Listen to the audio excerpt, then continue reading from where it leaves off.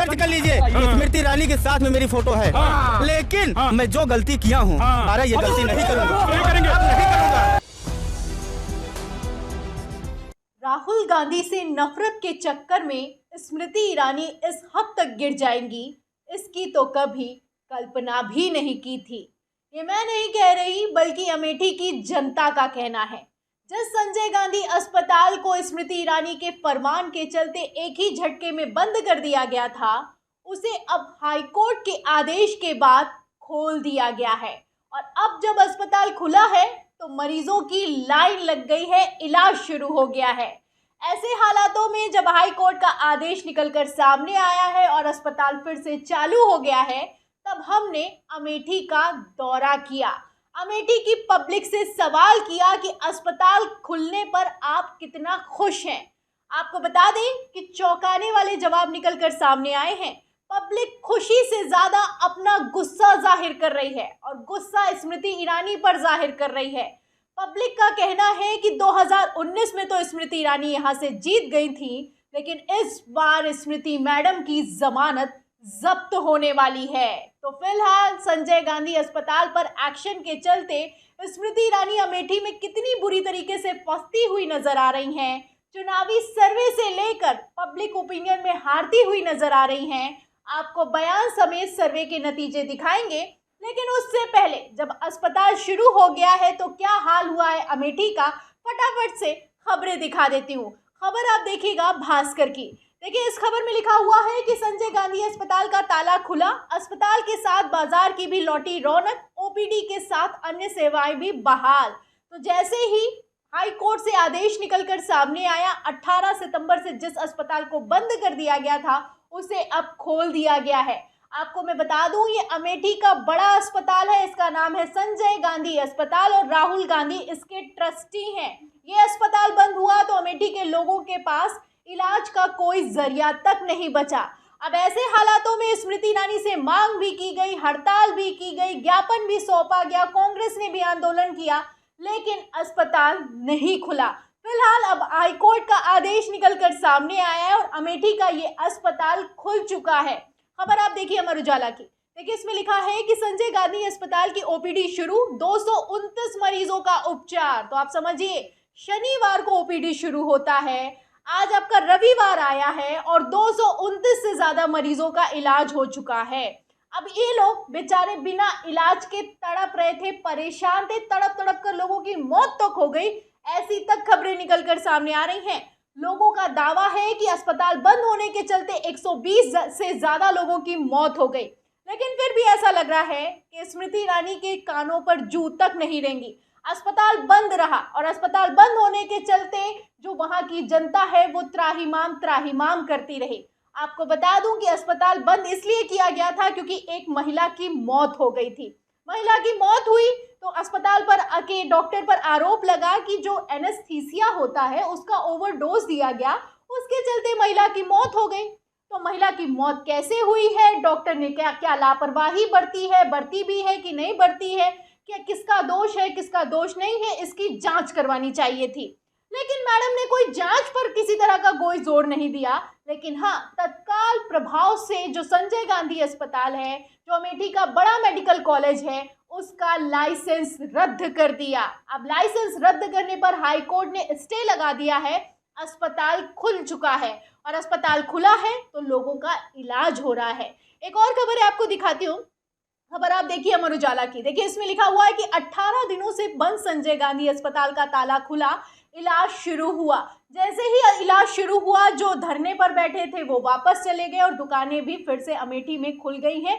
लोगों ने विरोध प्रदर्शन के चलते दुकानें तक बंद कर दी थी। अब ऐसे हालातों में जब अस्पताल खुल चुका है, हाईकोर्ट का आदेश निकलकर सामने आ गया है और जिस तरीके से स्मृति ईरानी ने कथित तौर पर राहुल गांधी के नाम के चलते इस अस्पताल को बंद किया था, अब उस अस्पताल के खुलने के बाद अमेठी की जनता का क्या कहना है, आपको बयान सुनाती हूँ। आपको बता दें कि अमेठी की पब्लिक कह रही है कि 2019 में तो वोट दे दिया था, लेकिन इस बार स्मृति ईरानी का पत्ता साफ होने वाला है। क्या कुछ कहना है लोगों का, बयान सुनिए। एमपी है वो आपकी? आए? एमपी है वो आपकी? नहीं, वोट तो दिए हैं उनको, दिए है ना? 19 में दिए हैं, दिए है ना? मगर ऐसा घटिया नेता हमको आज तक यहाँ नहीं दिखाई पड़ा अमेठी में। मतलब वोट दियो स्मृति ईरानी को जी। और उन्हीं को घटिया कह रहे हो? आए? उन्हीं को घटिया कह रहे हो? अस्पताल बंद करा दिए, हजारों मरीज रोज लौट जा रहे हैं, इसका कौन जिम्मेदार है? अच्छा, जब वोट दिया था तो क्या सोच के दिया था? आए? जब वोट दिया था तो क्या सोच के दिया था? कि 2 बार से लगी थी, एक बार इनको मौका दे दो, एक बार मौका इनको दे दो। इनको एक बार मौका देने के बाद इन्होंने अपना असली चेहरा दिखा दिया कि मैं ये हूँ। तो सुना आपने, लोगों का कहना है कि स्मृति ईरानी से घटिया सांसद आज के पहले कभी नहीं देखा।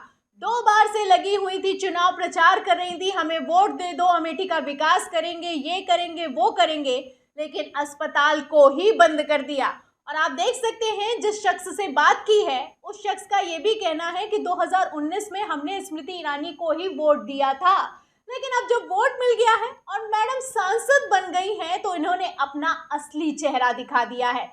जाहिर सी बात है, आप एक अस्पताल को बंद कर देते हैं, तत्काल प्रभाव से लाइसेंस रद्द कर देते हैं, जो कि एक बड़ा अस्पताल है, बेचारे लोग इलाज के बिना परेशान हो जाते हैं, उसके बावजूद उस अस्पताल को क्यों नहीं खोला जाता, सवाल खड़ा होता है। राहुल गांधी से आप जानते हैं कि स्मृति ईरानी किस तरीके से ट्रोल मंत्री तक कहती है। कांग्रेस की राहुल गांधी का नाम सुनते ही स्मृति ईरानी भड़क जाती हैं। अब इतना भड़क गई हैं कि अस्पताल को ही बंद कर दिया। अब अस्पताल बंद हुआ है, हाईकोर्ट के आदेश के बाद खुला है, तो आप समझ सकते हैं कि स्मृति ईरानी की कितनी भारी फजियत हो रही है। एक तो मीडिया में खबरें हैं, ऊपर से पब्लिक कितना गुस्सा जाहिर कर रही है, हमने आपको सुनाया। और सिर्फ इतना ही नहीं, जो आरएसएस के प्रचारक हैं, जो अंधभक्त हुआ करते थे, जो स्मृति ईरानी को वोट दिया करते थे, स्मृति ईरानी के साथ फोटो खिंचवाया करते थे, वो भी स्मृति ईरानी को वोट देने के लिए तैयार नहीं है। जी हाँ, अमेठी के चुनाव में क्या होने वाला है, एक और रिपोर्ट है, एक और बयान है, बयान सुनिए। कहाँ है?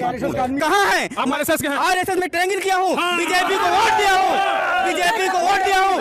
स्मृति ईरानी को सर्च करिए मोबाइल पर, इसमें दिया है। अरे बिल्कुल दिया है, आप सर्च कर लीजिए। स्मृति ईरानी के साथ में मेरी फोटो है, लेकिन मैं जो गलती किया हूँ, ये गलती नहीं करूँगा। तो सुना आपने, लोकल मीडिया से लेकर नेशनल मीडिया तक में ये खबरें मौजूद हैं कि किस तरीके से अमेठी की जनता स्मृति ईरानी से नाराज दिखाई दे रही है। शख्स का कहना है कि मैंने आरएसएस से ट्रेनिंग ली है, 2019 में स्मृति ईरानी को वोट दिया था। आप अगर इंटरनेट पर सर्च करेंगे तो मेरी फोटो भी मौजूद है स्मृति ईरानी के साथ। लेकिन अब स्मृति ईरानी कहाँ है, सवाल खड़ा होता है। फिलहाल मैं आपको बता दूं कि सिर्फ पब्लिक का गुस्सा नहीं फूट रहा है, बल्कि सर्वे में भी स्मृति ईरानी बुरी तरीके से हारती हुई नजर आ रही हैं। एक सर्वे है, मैं सर्वे भी आपको दिखाती हूँ। खबर आप देखिए यूपी तक की। देखिए इसमें लिखा है कि सर्वे, अमेठी सीट पर आज चुनाव हुए तो राहुल गांधी और स्मृति ईरानी में कौन जीतेगा। तो जुलाई के महीने में ये सर्वे किया गया था।